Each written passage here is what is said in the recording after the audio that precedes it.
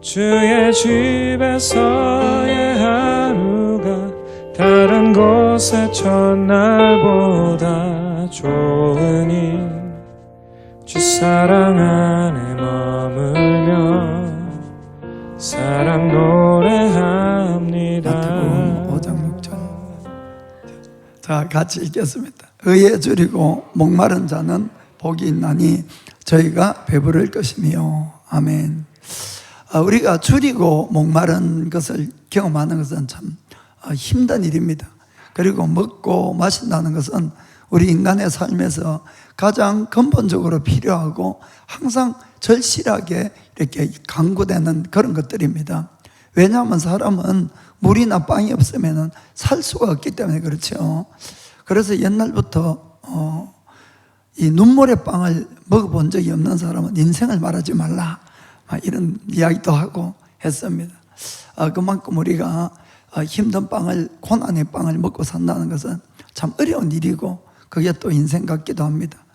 저는 요즘은 근데 참 눈물의 빵을 먹는 사람은 없을 거예요. 사실은 다들 먹는 것은 이제 풍족하니까.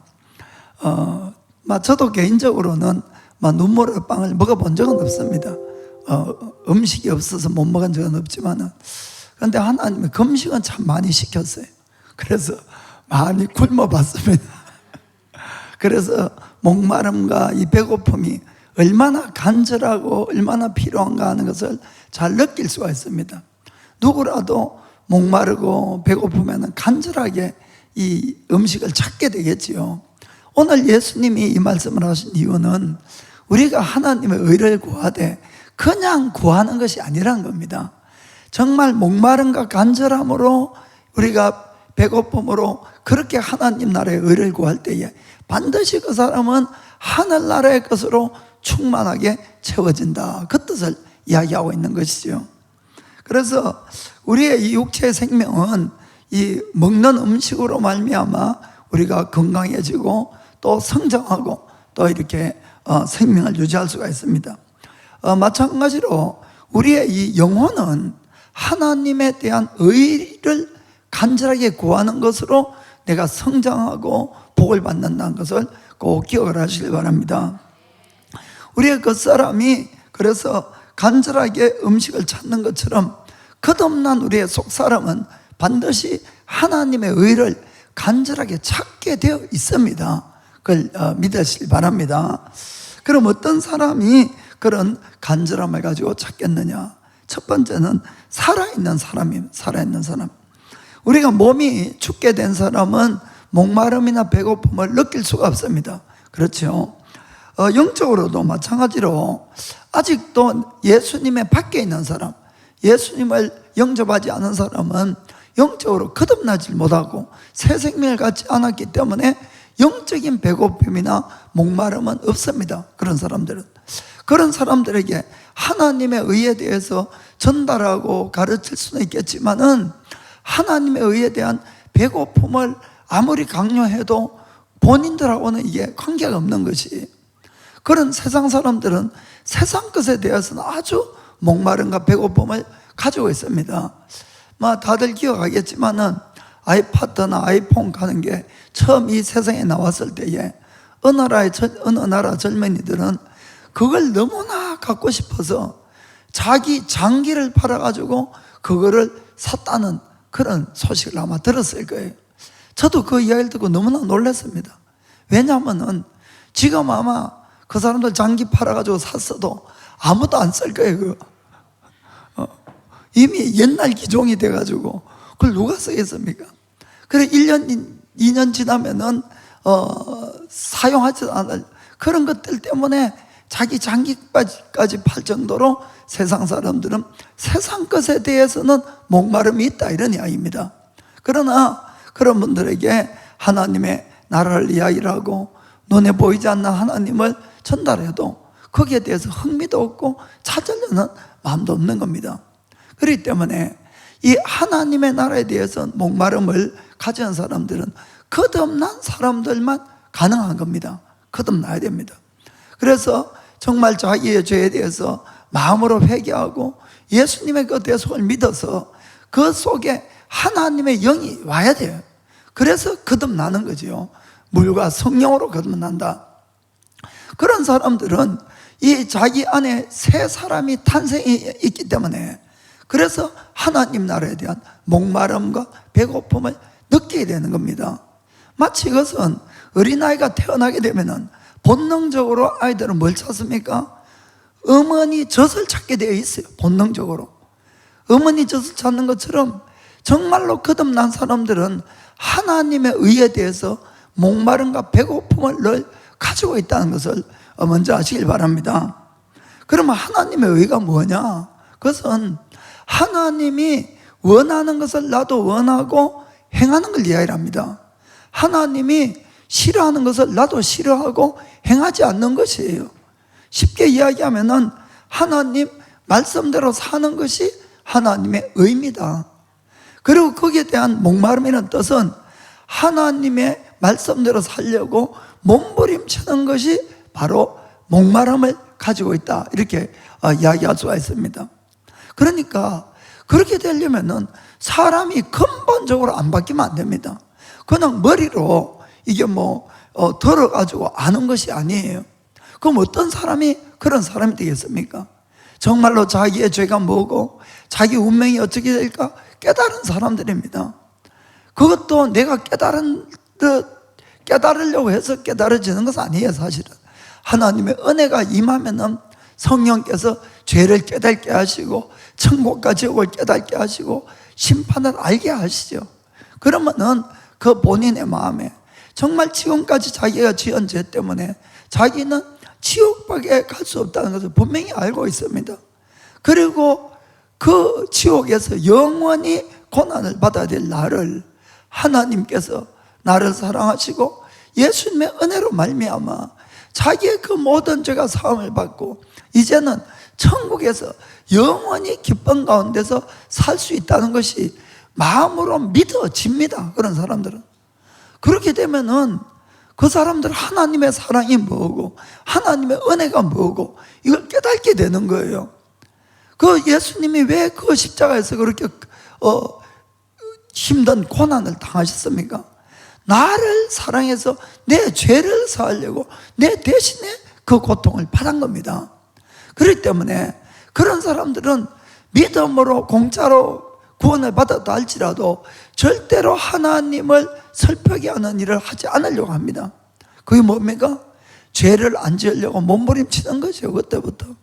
그리고 안 지을 뿐만 아니라 하나님이 기뻐하시는 일이 뭔가 하고 하나님을 기쁘게 해드리려고 하나님이 기뻐하시는 일을 하기 시작하는 겁니다.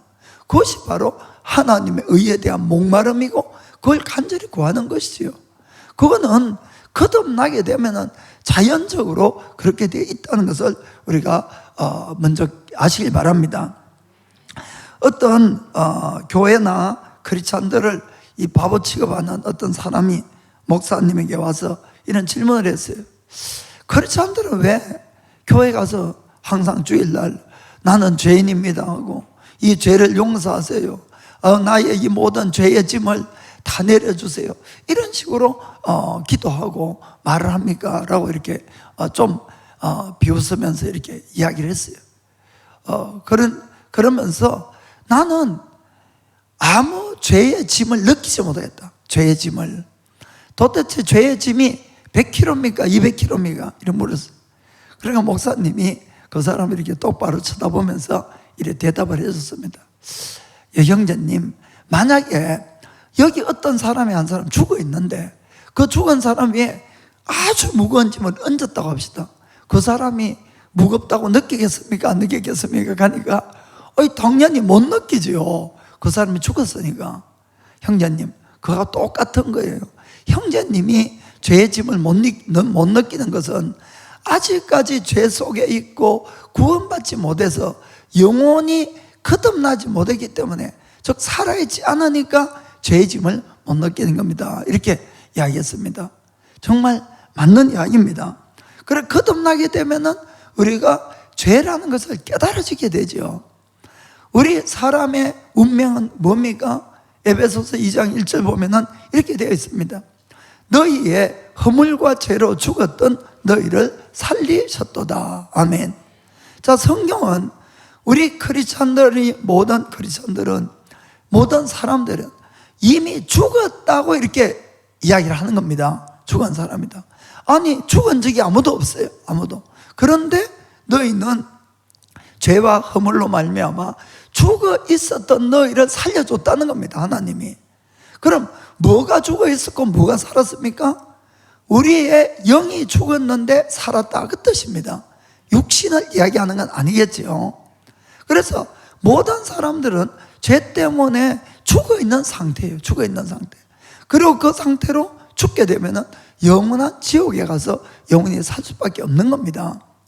그런 우리를 살렸습니다. 우리가 아직 구원받지 못했을 때는 어떤 상태였는가? 2절에 보니까 그때에 너희가 그 가운데서 행하여 이 세상 풍속을 쫓았고 공중의 권세 잡은 자를 따랐으니 곧 지금 불순종의 아들들 가운데서 역사는 영이라. 아멘. 이 세상 공중 권세 잡은 마귀가 왕으로 있다는 것을 우리는 깨닫고 아셔야 됩니다. 그들이 믿지 않는 자들에게 왕노릇을 하는 거예요. 그리고는 늘 이 세상 풍속으로 우리를 끌고 다니면서 죄짓게 하고, 그리고는 이 하나님을 알지 못하게 하고 구원받지 못하게 이렇게 하는 겁니다. 그런데 그것을 그냥 좋다고 계속 따라가면은 그것으로 끝나는 것이 아니라는 겁니다. 3절에 보면은 전에는 우리도 다 그 가운데서 우리의 육체의 욕심을 따라 지내며 육체와 마음에 원하는 것을 하여 다른 이들과 같이 본질상 진노의 자녀이었더니, 본질상 진노의 자녀, 이것은 영원히 멸망받을 우리였다는 그 뜻이겠지요. 그래서 우리가 예수 믿기 전에 한번 생각해 보시기 바랍니다. 내 육체가 하고 싶은 대로, 내 마음이 하고 싶은 대로, 내가 옳다고 하는 대로, 옳다고 생각하는 대로 그렇게 다 따라 살은 겁니다. 그러나 그 삶은 영원한 멸망의 길이라고 성경 분명히 우리에게 경고하고 있는 것입니다. 그런데 이것이 성령님이 와야 사실 깨달아지는 거예요. 실제로는 이것이 진짜다는 것이. 그러니까 그 성령님이 오셔서 죄를 깨닫게 하고 의를 깨닫게 하고 심판을 깨닫게 하면은 누구라도 절망에 빠지는 겁니다. 그런데 그곳에서 우리가 구원받는 것은 우리의 어떤 행위로 구원받은 것이 아닙니다. 오직 예수 그리스도의 십자가의 은혜로 대속으로 구원을 받은 것이에요. 자, 4절 5절 보겠습니다. 긍휼에 풍성하신 하나님이 우리를 사랑하신 그 큰 사랑으로 인하여 허물로 죽은 우리를 그리스도와 함께 살리셨고 너희가 은혜로 구원을 얻은 것이라. 아멘. 그래서 우리가 정말 믿음으로 공짜로 죄사함을 받고 영생을 얻게 된 겁니다. 이게 마음으로 깨달아지면은 여러분, 사람이 변하겠습니까? 안 변하겠습니까? 변하게 되어 있다는 거예요. 사실은 이게 안 변했다, 이런 생각이 안 든다 그러면은 이게 아직까지 안 깨달아지고 안 믿어져서 그런 거지, 실제로는 깨달아지고 믿어지면은 안 변할 수가 없는 겁니다. 그럼 그때부터 하나님의 의를 구하게 되어 있고 하나님은 거기에 대해서 반드시 우리에게 응답을 하시고 채워주신다는 것을 꼭 믿으시길 바랍니다. 그리고 그때부터는 힘들더라도 죄를 짓지 않으려고 죄와 막 싸워 가려고 하는 겁니다. 그리고 의에 대해서 또 목마름을 가지고 찾아가는 거지요. 저는 33살 때, 만 33살 때 구원을 받았습니다. 그래서 성령님이 제 죄를 깨닫게 하셨을 때에 정말 저는 죽는 줄 알았어요. 저는 진짜 죄에 대한 기준이 세상적인 이 재판 받아서 뭐 형무소 들어가는 거니까 정말 죄가 하나도 없다고 생각했었습니다. 그런데 하나님이 내 죄를 보여줄 때는 모든 것이 죄였어요. 진짜 참 이거는 너무나 기가 막히더라고요.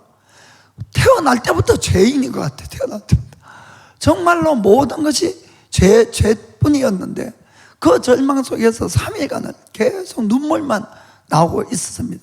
그러면서 간절히 3일 동안 기도한 것은 하나님, 이 죄를 용서해달라는 거, 이것밖에 없더라고요. 딴 거 뭐가 있습니까? 뭐 돈 더 벌게 해주세요, 그런 이야기 안 나옵니다. 여러분, 절대로 안 나와요. 절대로. 그냥 이 죄를 용서해 주시고, 정말 하나님이 심판해서 말을 안 해도 스스로 나는 지옥밖에 갈 수 없다는 걸 스스로 깨닫겠더라요. 그 죄를 보여주니까. 그리고는 지옥은 절대로 싫으니까 지옥 말고 저 천국 보내달라고. 그리고 그렇게만 해주신다면 무엇이라도 저 하겠습니다. 정말 이 기도밖에 정말 안 나왔습니다. 그 3일 동안 그렇게 울면서 절망 가운데 있으니까 참 말씀은 늘 말씀대로더라고요. 이 마태복음 5장 지난번에 만나 4절 말씀 보면은 애통하는 자는 복이 있나니 저희가 위로를 받을 것이니요. 아멘. 정말 죄나 영생에 대해서 여러분 애통하셔야 됩니다. 돈 없는 거 애통 안 해도 돼요, 여러분. 애통해도 돈 안 들어오니까. 그러나 죄에 대해서 애통하고 하나님에 대해서 애통하면은 하나님의 위로가 오고 하나님의 영생이 오게 되어 있습니다. 그리고는 다른 것도 또 풀리게 되어 있어요. 그러니까 정말 세상 것 가지고 자꾸 없다고 간구하고 하지 마시고 하나님 것이 없을 때에 애통하고 간구하시길 바랍니다. 정말 그때 하나님의 위로가 왔는데 제가 처음으로 이런 기쁨이 있구나 하는 걸 제가 느꼈어요. 이런 기쁨이 정말 하늘에서 이 기쁨이 내려오는데, 그리고는 언제 죽어도 저는 천국을 간다는 이 마음의 확신이 꽉 들더라고요. 그때 저는 막 예비군 훈련 가가지고 이런 경험을 했었는데 얼마나 기뻤던지 그날 제가 한턱 냈잖아요.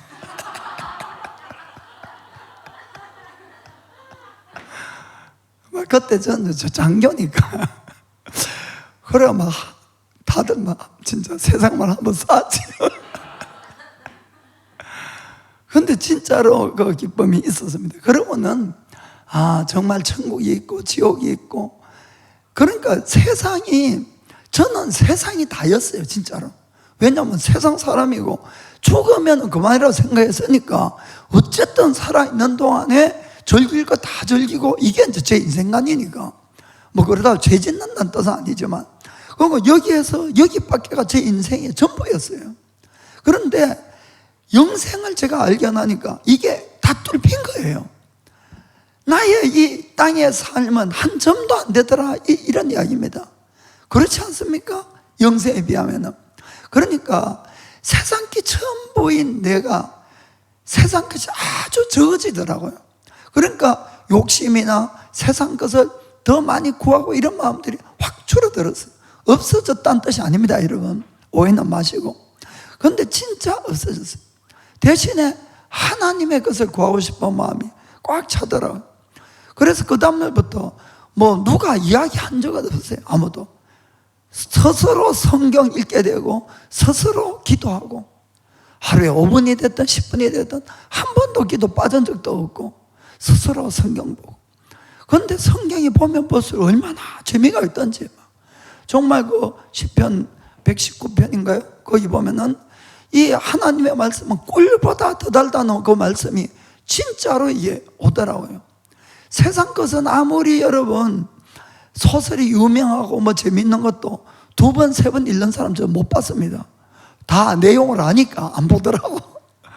그런데 성경은 보면 볼수록 더 재미가 있고 더 오묘하고, 정말 그래서 그렇게 하나님 걸 구하기 시작했는데, 예배 드리는 것, 말씀 듣는 것, 정말 찬양하는 것, 얼마나 기쁨이 넘치는지. 그리고 이제 그때는 한국이 아주 그때 막 부흥할 때니까 그때는 부흥회나 이런 것도 막 교회에서 참 많았습니다. 그 주위에서 부흥회 포스터만 붙으면은 우리 교회 아니라도 다 찾아가고 일본에 와서도 막 부흥회 한다 그러면, 그때는 그래도 목사님들 많이 오신 것 같아요. 그래가지고 막 찾아가고. 김진원 목사님이 왔는데 사모하고 그때 이제 갔거든요. 김진원 목사님 아시는 분 좀 알지? 근데 목사님이 이렇게 두 사람을 보니 사모가 참 잘생긴 데가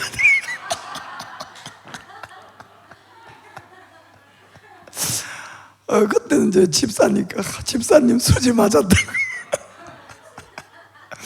신소리는 그때나 지금이나 쓸데없는 얘기하고. 그래서 아마 웃은 적이 있습니다만은, 물론 그때 이제 처음 뵀죠. 그분 테이프로는 몇 번 들었지만, 그래서 많은 유명한 목사님들 그때 참 많이 오셨어요. 무슨 이야기하다 이거. 그런데 이 거듭나면은 사람이 이 좋아하는 게 달라지더라고요. 이 음식이 진짜로 음식이 달라지는 거예요. 그러니까 하나님의 것이 진짜 좋아져요. 그리고 그것을 자꾸 추구하게 되고, 이게 바로 거듭난 사람의 표시다, 이런 걸 여러분들이 아시기 바랍니다. 산 사람이 새로 생명이 탄생을 한 겁니다. 그건 저뿐만 아니고 진짜로 거듭난 사람들은 저 이제 교회에서 보잖아요. 그러면은 이 사람이 변하는 거예요, 진짜로. 그래서 세상 것이 아니라 하나님의 것을 이렇게 간구합니다. 그렇기 때문에 우리가 내가 구원 받았나 안 받았냐, 거듭났냐 안 났냐, 여러 가지 표가 분명하게 있는 겁니다. 알쏭달쏭하다 그러면 아직 못 받은 거예요, 솔직하게. 그러니까 주님을 한번 세게 만나려고 이게 해보셔야 됩니다. 아멘. 그래서 우리가 죄에 대해서 뭐 느낌도 없고, 하나님에 대해서 이 배고픔도 없고, 이런 분들은 아직까지 진짜 주님을 못 만나고 거듭나지 못한 거예요. 그런 분들에게 자꾸 강요하시면 안 됩니다. 강요해서 되는 일 아니니까 그 기도 열심히 해주시고, 본인이 하나님께 마음문을 열어서 어쨌든 하나님을 한번 만나보라고, 하나님을 간절하게 한번 찾아보라고 그렇게 권면을 해주시길 바랍니다. 그래서 그런 경험들이 있는 분들은 지금은 희미해져도 그런 분들은 만난 적이 있는 거예요. 거듭난 거예요. 그러면 또 이제 어떤 사람들이 이 배고픔을 가질까 하는 이야기입니다. 그 다음에는 건강한 사람. 자, 옛날에 이제 거듭났는데 왜 지금은 배고픔이 없을까? 병들어서 그런 거예요, 병들어서. 이게 이제 문제지요. 우리가 이 몸이 병들었을 때 나타나는 가장 첫 번째 현상이 뭡니까? 식욕이 딱 떨어지는 거죠. 정말 그래서 식욕이 딱 떨어집니다. 그래서 병이 들게 되면은 아무리 좋아하는 음식을 줘도 이 식욕이 안 일어나고, 어떨 때는 그 좋아했던 음식이 막 보기도 싫고 오히려 토할 것 같은 그런 기분이 들 때도 있어요. 그래서 대부분은 다 경험을 했기 때문에 잘 아실 겁니다. 이것은 영적으로도 똑같은 현상이 있다는 것을 여러분 아셔야 됩니다. 그리고 우리가 이 건강현재 병에서 치료가 되기 시작하면은 제일 첫 번째 또 일어나는 게 뭡니까? 식욕이 돌아오죠. 그래서 내가 이제 밥맛이 있어지고 식욕이 돌아오면은 이제 내가 병이 낫겠구나, 이렇게 진단을 하셔도 된다, 이런 이야기입니다. 우리가 영적 원리나 육적 원리가 똑같은 이유는 똑같이 하나님이 만드셨기 때문에 시스템이 똑같다는 겁니다. 그래서 우리가 알기 쉽게끔 이렇게 알 수가 있는 거죠. 그래 진짜로 거듭나서 하나님의 것을 열심히 구했던 사람, 예배가 그렇게 좋고 교회 가는 것이 좋고 봉사하는 것든 뭐든 기쁨으로 그렇게 찬양하고 이렇게 하다가도 그 사람이 어떠한 죄를 짓거나 또 하나님 말씀대로 살지 못해서, 근데 문제는 그 다음에 회개하지 않는 겁니다. 문제는 사람은 누구나 조금씩 이렇게 잘못도 하고 하는데, 그때마다 주님이 사실 찔림이 와요. 사실은 찔림이 오는데 내버려 두는 경우가 좀 있거든요. 내버려 두는 특징이 뭔가 하면은, 그렇게 되면 프라이드에 전부 다 이 교만이, 자존심 때문에 사람들이 그냥 내버려 둡니다. 그럼 이게 그때부터 이제 문제가 커지기 시작하는 겁니다. 그렇게 되면은 영적으로 병이 들어가는 거예요. 그 영적으로 병이 딱 들면은 금방 표가 나게 되어 있습니다. 그렇게 좋은 예배 가고 싶던 교회가 가기 싫어지는 거예요. 예배도 가기 싫은 거예요. 하나님의 말씀을 늘 꿀같이 그렇게 읽기도 하고 듣기도 했는데, 음식 보기 싫은 것처럼 듣기도 싫고 보기도 싫고 이렇게 돼버리는 겁니다. 이렇게 되면은 내가 크게 병 걸렸다고 내가 스스로 이것을 자각을 하셔야 됩니다. 그래서 내가 빨리 이것을 회복을 하려고 하셔야 되지. 그냥 내버려 두면은 작은 병이 나중에 큰 병으로 발전해 간다는 것을 우리가 꼭 알아야 됩니다. 이 육신적으로도 병을 초기에 발견을 해서 초기에 바로 고치면은 아무리 뭐 암이든 뭐든 이런 병들도 고칠 수가 있습니다. 그러나 모르고 그냥 두든지 알면서도 그냥 치료 안 하고 놔두면은 나중에 완전히 이게 말기가 되면은 수술을 해도 뭘 해도 못 고칠 수도 있다는 것을 우리가 늘 명심하셔야 됩니다. 이 영적으로도 똑같은 것이에요. 그래서 이게 가장 이 치료가 잘 안 된 사람이 교만한 사람, 자기 프라이드가 강한 사람, 이런 사람들은 참 고치기가 힘들더라고요. 그래서 여러분, 하나님 앞에 제발 프라이드 좀 내려놓으시기 바랍니다. 우리가 어린아이가 안 되면은 바른 신앙생활도 잘 안 되고 천국도 못 들어가요. 사실은 예수님 그러시잖아요. 너희가 어린아이같이 되지 않으면 천국에 아무도 못 들어간다고 딱 못을 박은 겁니다. 그래서 자꾸 우리가 프라이드 내세우지 말고, 프라이드는 아무 쓸데도 없어요. 그리고 내리고 바로 하나님 앞에 회개하셔야 됩니다. 물론 이제 이분들 하는 이야기는 늘 있죠. 저 선도 때문에 그렇다든지, 저리다 때문에 그렇다든지, 항상 뭔가 사람하고 이렇게 부딪혀가지고 해결이 안 돼가지고 그런 이야기를 하는데, 여러분, 다른 사람의 탓을 아무리 해도 자기 병은 안 고치집니다. 여러분, 이해가 되죠? 중요한 거는 누가 잘했까 잘못했다가 아니고, 내가 병들었으면 그 병을 빨리 낫게 해야만이 된다는 것이에요.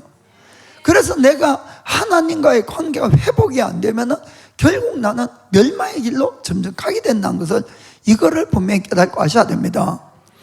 내가 사람하고 부딪혀가지고 문제가 생겨서 끌끌어져도 그럼 영적인 병이 생기는데, 그 병이 들면은 결국 하나님과의 관계가 끊어지게 된다는 것이에요. 의에 대한 굶주림이 안 생기니까 하나님을 더 이상 못 찾는 겁니다. 이해가 되십니까? 그러면 하나님으로부터의 축복이나 모든 공급을 내가 받지 못하게 되기 때문에, 그래서 빨리 이것을 해결을 하셔야 된다는 겁니다. 이 세상에도 우리가 질병을 가져오는 원인이 많이 있습니다. 바이러스란 것이 있죠. 바이러스. 요즘 코로나 바이러스 때문에 막 세상이 난리인데 바이러스도 있고, 또 그리고 정상적인 사람들도 하루에 몸 안에 암세포가 몇십 개씩 생긴다는 거 들어보셨습니까? 예, 생깁니다. 그런데 이 건강한 사람들은 면역력이 높기 때문에 바이러스가 들어와도 바이러스가 이 사람을 이기지 못하는 거예요. 그렇죠? 암세포가 생기지만은 암에 안 걸리는 이유가 뭡니까? 면역력이 높아서 이기는 거예요, 자기가. 이런 사람들은 이 암도 안 걸리고 바이러스에도 걸리지 않는 겁니다. 교회 안에도 바이러스가 있어요. 근데 저기 한 사람 이런 식으로 암세포도 한두 개 있고.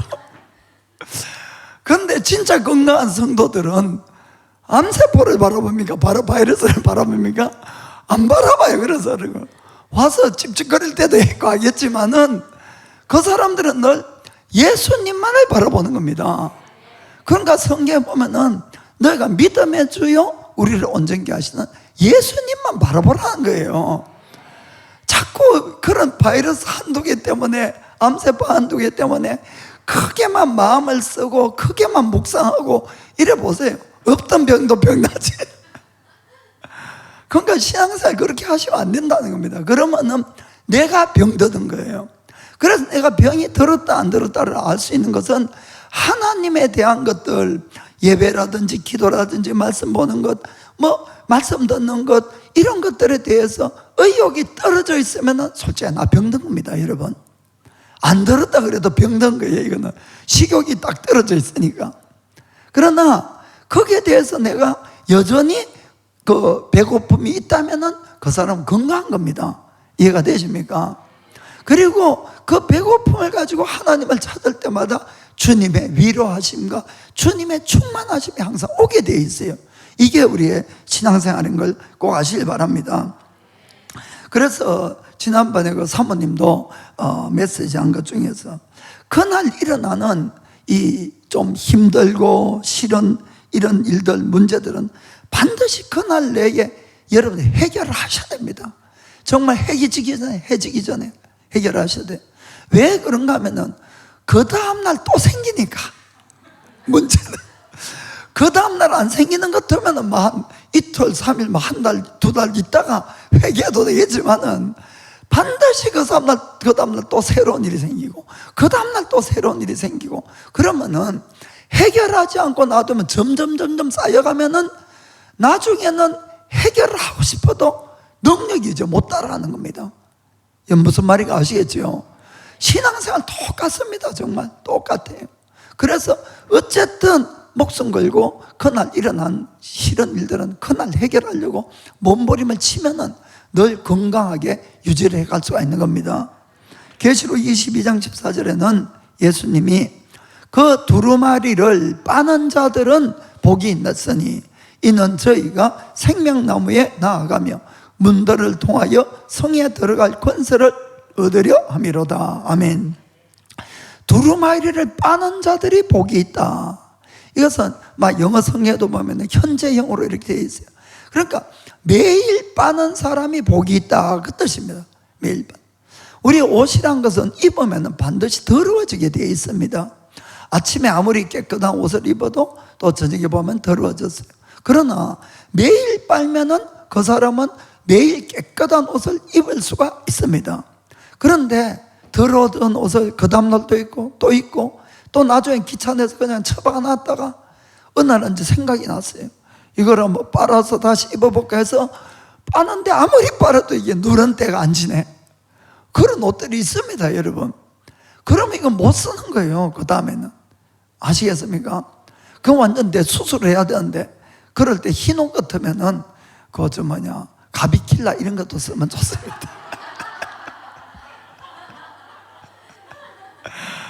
그러면 진짜로 싹 빠져요. 막 좌우간에 그러니까 대수술을 한번 해야 됩니다, 그때는. 뭔가 새로운 걸로. 그래서 우리가 나에게 그런 이 배고픔이 없다면 진짜 우리는 하나님에 대한 목마름이죠. 그럼 병이 걸렸다는 걸 인정을 하시고 내가 빠른 시간에 회개하고 돌아오려고 하시기 바랍니다. 그러면은 여러분 참 신기한 일이 또 있죠. 그렇게 답답하고 그렇게 힘들었던 마음이 싹 씻은 듯이 내려가고 정말 하나님의 다시 은혜가 임하니까 눈물이 또 터져 나오고 그리고는 감격이 있고 기쁨이 있고 감사가 있습니다. 그게 바로 회복이죠, 회복. 그렇게 해서 주님과의 관계를 우리가 늘 원만하게 이렇게 하셔야만이 하나님으로부터 늘 좋은 것들로 충만할 수가 있는 겁니다. 하나님은 늘 오래 참으세요. 오래 참으세요. 그러나 영원히 참지 않는다는 것을 여러분 아시길 바랍니다. 저거를 이제 손 좀 봐가지고 고쳐야지. 이러면 반드시 손을 보십니다.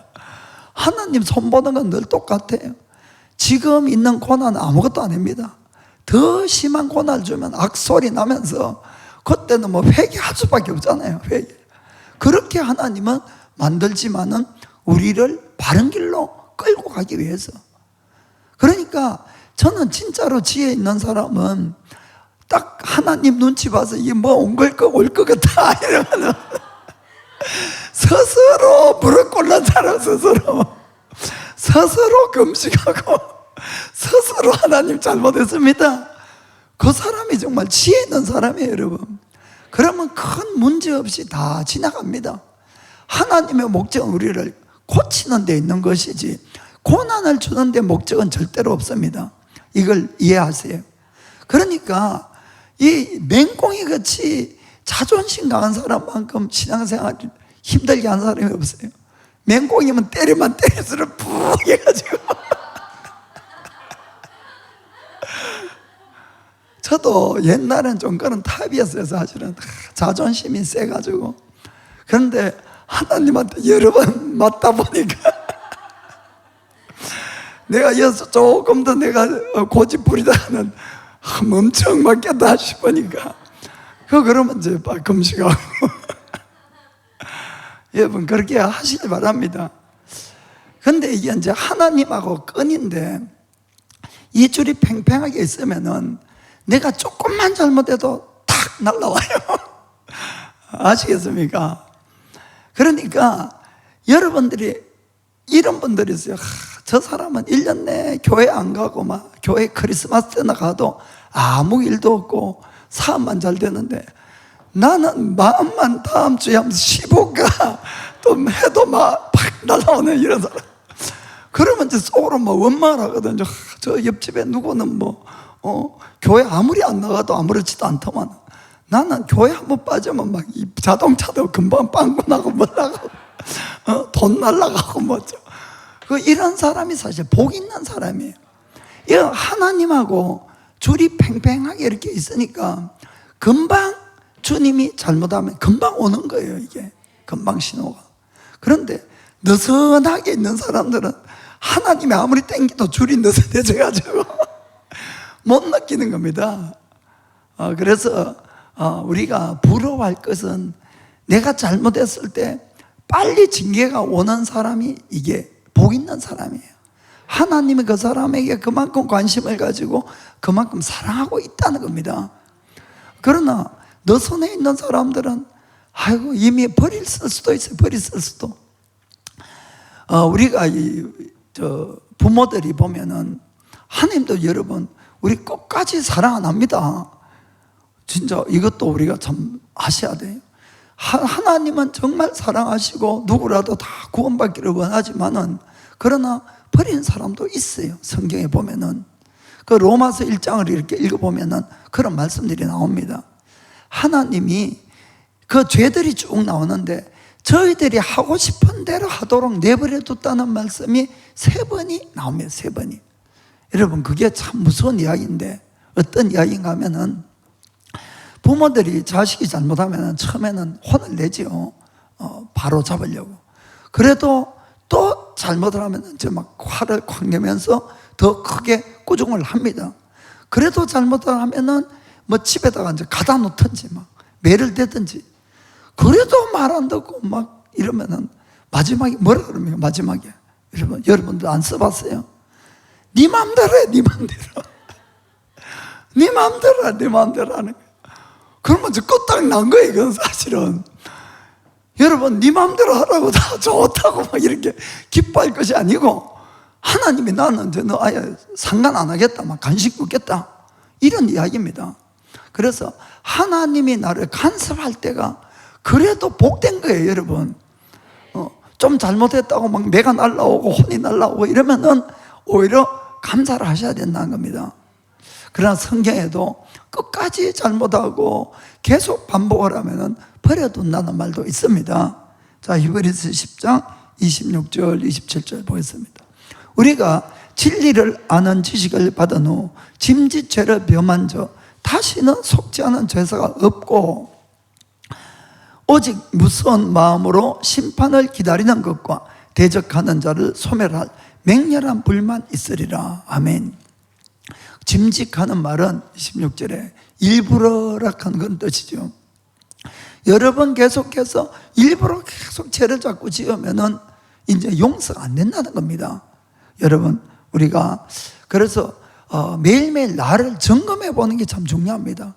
과연 나는 오늘도 하나님에 대한 목마름을 가지고 있는가? 그러면 뭐 괜찮겠죠. 그리고 실제로 하나님을 찾으시기 바랍니다. 그럼 위로를 받게 됩니다. 그러나 하나님에 대한 목마름이 없어. 이러면은 정말 불안해야 됩니다.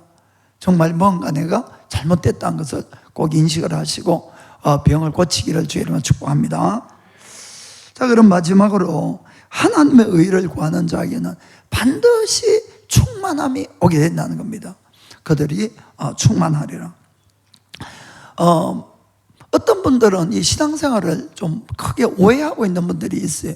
이게 무슨 말인가 하면은 이 세상에는 좋은 것과 재미있는 것이 차고 넘치는데 신앙생활이 너무너무 재미없고 힘들지만은 그래도 내가 천국 가려면 할 수 없이 세상에 모든 재미있는 거 다 버리고 세상에 좋은 거 다 버리고 힘들어도 그냥 하나님 말씀만 지키고 그렇게 살아가야 된다 이렇게 생각합니다. 신앙생활이 한마디로 재미가 없다는 거죠. 재미가 없는데 할 수 없이 천국 가기 위해서 억지로 신앙생활을 한다.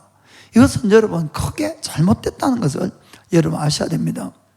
신앙생활 안에 아주 큰 기쁨과 즐거움이 있어요, 여러분. 없는 것이 아니고.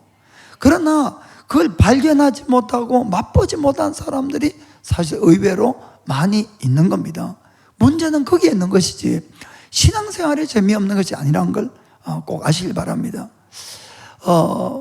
그래서 만약에 우리가 이 신앙생활 가는 거는 지금의 내가 천국을 가는 거예요. 지금의 내가 뭐 완전히 변해서 가는 게 아니고 육신은 이제 다른 영의 옷을 입으니까 육신에 대한 유혹은 없어지겠지만은 지금의 내가 가는 겁니다. 그리고 지금 현재의 삶의 연장선이 천국이에요.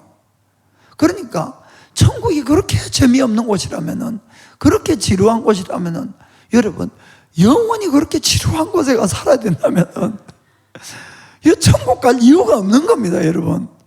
그렇지 않습니까?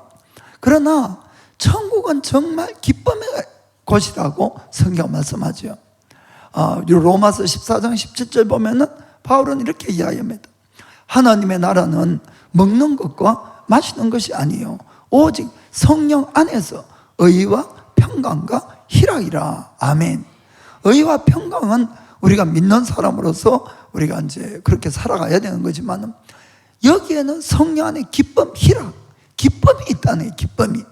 그게 바로 하나님의 나라라는 것을 꼭 깨닫길 원합니다. 그래서 하나님 나라의 참된 가치를 모르거나 하나님 나라의 참된 기쁨을 맛본 적이 없는 사람들은 신앙생활이 좀 힘들 수가 있어요, 사실은. 그러나 하나님 나라에는 분명히 기쁨이 있다고 되어 있으니까 내가 하나님 나라의 의를 구해서 그 기쁨을 반드시 맛봐야 된다는 겁니다. 그것도 매일같이 맛을 보면은 정말 절대로 딴 데 안 나가는 겁니다. 그 하나님 나라의 기쁨에 있으려고 하겠죠. 그 여러분들이 이 성령님이 주시는 기쁨, 이것을 정말 체험하기를 주의 이름으로 축복합니다. 사람은 자기가 더 질이 높은 기쁨이나 행복을 발견하게 되면은 점점 더 질이 좋은 행복과 기쁨을 찾으려고 하지, 옛날에 맛봤던 아주 질이 낮은 그런 행복과 기쁨 때문에 있는 힘을 다해서 그거를 찾는 사람은 아무도 없습니다, 사실은. 그런데 왜 우리가 자꾸 세상 것이 더 좋아서 찾아가느냐 하는 이유의 하나가 바로 그겁니다. 신앙생활 안에서의 큰 기쁨을 아직까지 맛보지 못했거나 찾지 못하면은 세상 것이 더 좋아 보이고 더 기뻐 보이고 그럴 수가 있는 것이에요. 그러나 그렇지 않고 하나님이 주는 기쁨이 있다는 것을 여러분들이 꼭 기억하시고 꼭 맛보고 찾게 되기를 주의 이름으로 축복합니다. 사실 저는 개인적으로 하나님이 주시는 기쁨을 여러 번 제가 체험을 한 적이 있습니다. 물론 지금도 참 주일에 한두 번은 하나님께 감사하고 기뻐서 눈물을 흘릴 정도로 이렇게 기쁨을 가지고 있지만은, 그러나 기억에 특별히 남는 그런 기쁨들이 있었습니다. 그것은 아까 말씀드린 대로 제가 처음 구원받았을 때, 그때 진짜로 세상에 이런 기쁨이 있었구나 하는 걸 제가 처음 느꼈어요. 처음 맛봤죠. 저는 막 그전에까지도 해볼 거 다 해봤어요. 거기 뭐 세상 사람들이 즐겁다고 하는 거는 다 해봤어요. 그러나 그것들도 다 기쁨이 있었어요. 없다는 것이 아니고. 그러나 그것에 몇 수십 배가 되는 그런 기쁨을 제가 처음 그때 맛봤던 겁니다. 그러니까 제 인생관이 완전히 바뀔 수도 있었습니다. 두 번째 제가 그때 큰 기쁨을 맛본 것은 제가 믿고 나서 딱 4년 정도 지냈을 때인데, 그때 이제 일본에 있었습니다. 저는 그 일본에 살고 있었는데, 거기에 이제 1992년인데 그때부터 일본의 이제 거품 경제가 완전히 빠져버렸어요. 그때 제가 이제 은행에 그 전산실에 그 일을 받아서 하고 있었는데, 그때 이제 이 거품이 싹 빠지니까 제일 망하는 게 은행하고 부동산이더라고요. 그러니까 은행 일자리가 갑자기 딱 떨어졌어요. 뭐 그동안에 벌어놓은 돈은 많으니까 뭐 걱정은 안 했지만은, 이제 그 다음에 어떤 사업을 할까 하는 것 때문에 처음으로 제가 이제 한국 가가지고 기도원에 가서 처음으로 금식을 했어요, 제가. 이제 목적은 하나님, 그 다음에 지금까지도 참 이 복을 주셔서 사업을 잘했는데 또 어떤 사업을 제가 해야 되느냐고, 그래서 사업의 문 좀 열어달라고 처음 이제 금식까지 하면서 그 속으로 기대가 되더라고요. 아, 하나님이 큰 길 또 열어주시겠구나. 제가 헌금도 많이 했거든요, 사실은. 그러니까 하나님 헌금도 많이 할 테니까 사업 잘 되게 해달라고 막 이런 식으로 이제 기도를 가지고 금식을 했는데, 하나님이 저를 자꾸 코너로 몰고 가는데, 막 이야기가 긴데 요약하자면은 일본의 교회를 세우는 걸 서원하게 만드는 거예요. 아무튼 코너로 몰고 몰아서. 저는 제가 죽어도 서원을 안 하려고 맹세를 한 사람입니다. 제가 한번 안희숙 여사의 그 죽으면 죽으리라 책을 읽고 너무 감동을 받아서 서원을 한 적이 있었어요, 제가. 그 서원 지킨다고 정말 죽는 줄 알거든요. 그래서 제가 서원이 함부로 할까 아니다. 내가 그거 생각을 해가지고는 2번 다시 서원하지 않겠다는데, 얼마나 코너로 몰았으면은 교회 짓겠다는 거 서원을 하고 말한 겁니다, 제가 결국. 근데 이제 덜컥 서원은 해놨는데 걱정이 태산 같은 거예요. 내가 믿은 지 이제 4년밖에 안 됐는데 무슨 교회를 뭐 일본에다. 그거는 제가 그때 생각하는 거는 내가 목사가 된다든지 그 뜻이 아니고, 저는 교회라는 것이 믿는 우리인지도 몰랐어요, 저는. 그때는 이 건물인 교회를 세워주는 걸로 생각했어요, 저는. 그러니까 이제 돈을 많이 벌어야죠. 그래가지고 이제 교회 건물 짓고, 또 성도 수가 적어도 한 30명 정도 돼야지 교회가 유지될 것 같으니까. 그래서 교회 지어드린다는 것이 어쨌든 교회 건물하고 성도 30명 정도 모아가지고 목사님을 초빙해서 이게 유지가 될 수 있도록 하는 게 교회 세우는 줄 알았어요. 지식도 호래밖에 없는 사람이 교회를 세우기 시작을 했으니까 얼마나 태산 같았겠어요, 마음이.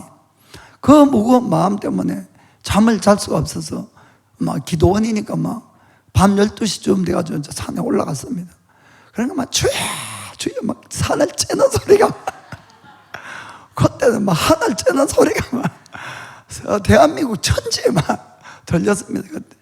그래서 저도 이제 올라가가지고 보니까 산기도라고 이제 처음 가봤는데, 그것도 그냥 산에 앉아서 기도들 하시더라고. 뭐 특별한 건 아니고.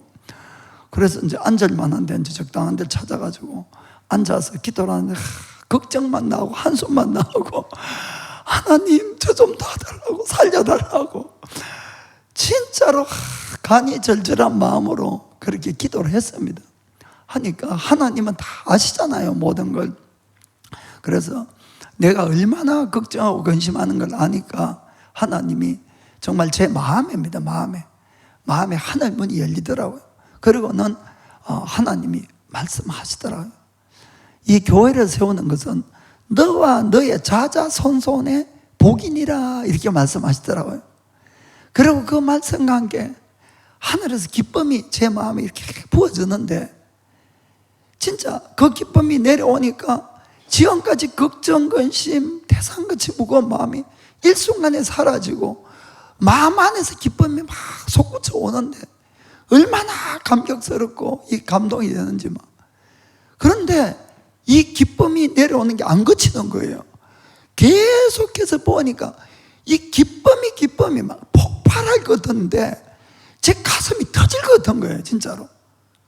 나중에는 하나님 이제 됐어요. 정말 제가 그랬어요. 하나님 이제 됐다고, 이제 알겠다고, 됐다고.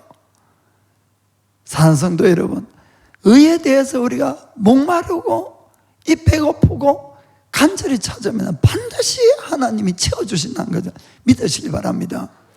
그리고 그 기쁨이 오면은 어떠한 슬픔도 걱정도 싹 사라지는 거예요. 그리고 주님께서 함께 하시고 일을 하신다는 것이 확신이 자꾸 들게 되어 있는 겁니다. 제가 지금도 늘 하나님 앞에 기도하면서 일주일에 몇 번씩은 사실 너무 감격해서 이렇게 눈물이 날 때가 있어요. 사실은 여러분, 이게 무엇을 어디에서 이런 기쁨과 행복을 찾을 수 있겠습니까? 세상 것 가지고 우리가 기뻐서 감격해서 눈물이 날 정도로 감격할 일이 얼마나 세상에 있겠습니까? 그러니까 주님 안에 있는 것이에요. 그 중요한 것은 성령 안에서의 기쁨, 이렇게 되어 있잖아요. 성령 안에서. 결국 내가 성령 충만할 때에 이 기쁨이 우리에게 오게 되어 있는 겁니다. 그 성령 충만은 어떻게 오느냐? 의에 대한 목마름입니다. 하나님의 의를 구하는 거예요. 자꾸 내가 세상 것 아무리 광고해도 10시간을 기도해도 그것 때문에 성령 충만해가지고 기쁨이 오는 건 아닙니다. 여러분, 정말 여러분들이 하나님의 것을 구하세요. 하나님 그분을 구하세요. 성령 충만을 구하세요. 그렇게 하면은 내 마음에 성령님이 임하시고 주님이 주시는 기쁨 가운데서 또 다른 필요한 모든 것이, 지혜가 필요하면 지혜를 주실 것이고 무엇이 필요하면 다 주시는 거예요. 하나님 안에 다 있으니까. 그래서 의에 대한 여러분들이 이 굶주림, 목마름을 꼭 가지시길 바랍니다. 그 요한복음 16장 21절 보겠어요. 지금은 너희가 근심하나 내가 다시 너희를 보리니 너희 마음이 기쁠 것이요 너희 기쁨을 빼앗을 자가 없느니라. 아멘. 이게 주님이 주시는 기쁨입니다. 아무리 슬픔 가운데 있다 할지라도 주님을 만나게 되면 진짜로 주님으로부터 기쁨이 오게 되고, 그 기쁨은 누구도 어떤 것도 빼앗을 수가 없는 것입니다. 이런 것들이 천국에는 항상 있겠죠. 천국에는 지금은 가끔씩 밖에 모아서 못 보지만은, 그래서 그렇게 되면은 우리의 신앙생활이 달라지고 늘 기쁨 가운데서 세상에 휩쓸리지 않는다는 걸 깨닫길 원합니다. 이 요한복음 4장에는 이 어떤 사마리아 여인의 이야기가 나옵니다. 이 여인은 결혼을 5번 했는데 실패했어요. 그 5번 또 이혼을 하고 말았습니다. 그리고는 지금은 결혼도 안 하고 어떤 다른 남자와 이렇게 살고 있었어요.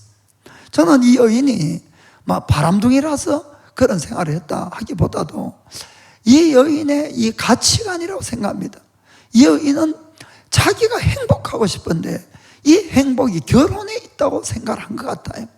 좋은 사람을 만나면은 자기가 정말 행복해서 잘 살 수 있겠다 이렇게 생각하고, 자기 딴에는 고르고 골라서 결혼했는데 또 이 사람도 아니고 저 사람도 아니고 결국 아무리 결혼을 여러 번 해봐도 그곳에서는 행복을 못 찾았던 겁니다. 사랑하는 성도 여러분, 세상이 주는 것은 항상 그런 거예요. 기쁨이 전혀 없다는 뜻이 아닙니다. 기쁨이 있어요. 세상이 주는 것들도. 그러나 항상 일시적이라는 것을 꼭 깨달으시기 바랍니다. 우리가 물건을 처음 가졌을 때, 뭔가 새로운 일을 했을 때 기쁨이 확 오지만은 그 기쁨이 영원히 지속된다는 거 없다는 것이에요. 그때뿐이지. 무슨 말인가 아시겠지요? 그 이 여인이, 고민 많은 이 여인이 물을 길러 가서 예수님을 만난 겁니다.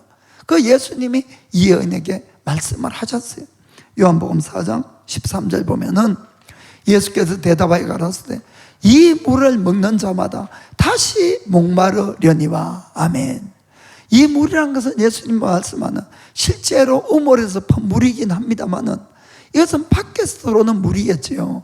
그리고 이 물은 세상 것을 이야기합니다. 세상 것. 세상 것은 아무리 좋은 것이 있어도 마시면 그때뿐이지만은 또 목마른다는 거예요. 결코 영원하지 않다는 것이지요. 그러면은 우리는 어디서 그 영원한 기쁨과 만족을 주는 물을 찾을 수가 있느냐는 겁니다. 그것은 바로 예수님이 가지고 계신 것이에요. 예수님이. 그래서 14절에 주님 이렇게 말씀합니다. 내가 주는 물을 먹는 자는 영원히 목마르지 아니하리니 나의 주는 물은 그 속에서 영생하도록 솟아나는 샘물이 되리라. 아멘. 예수님 분명히 내가 주는 물은 영원히 그걸 마시면 목마르지 않다고 했습니다. 그 이유는 내가 주는 물을 먹는 자마다 그 속에 샘물이 생겨서 그 속에서부터 영생을 향한 이 물이 계속 나온다는 겁니다. 아멘.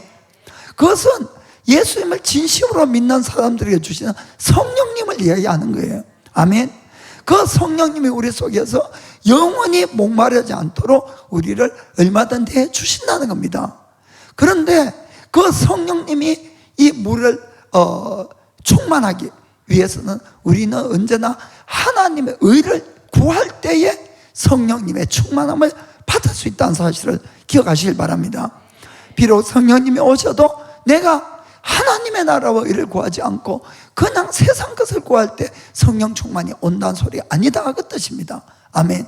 그러나 내가 하나님의 의를 구할 때 성령님이 내 곳에 임하시고 내가 목마르지 않는 영원한 기쁨에 나를 영원히 만족시켜주는 또 영생을 주는 우리가 그 샘물을 마실 수 있다는 것을 꼭 기억하시고 하나님의 의를 간구하는 자가 되기를 주의 이름으로 축복합니다.